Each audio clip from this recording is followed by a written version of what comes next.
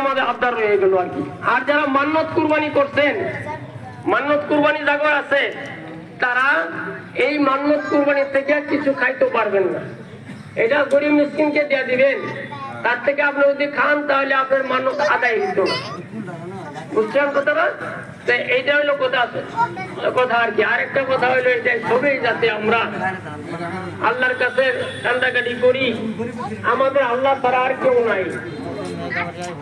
আমাদের বিপদ সম্মুখে আসতেছে, দেখেন আমাদের অবস্থা কি হইতেছে মুসলমানদের, এটা আমাদের আবেগ রাখার দরকার।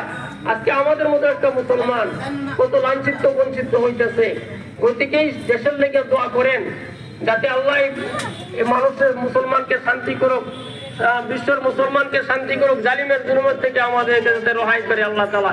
সকলেই দোয়া করবেন। এই আজকে আমরা যারা আছি, আমাদের মা বাবা বহু দুনিয়া থেকে চলে গেছে, আমরা হাজির, তাদের জন্য দোয়া করবেন যাতে আল্লাহ পাক আমাদের মা বাবাকে মাফ করেন।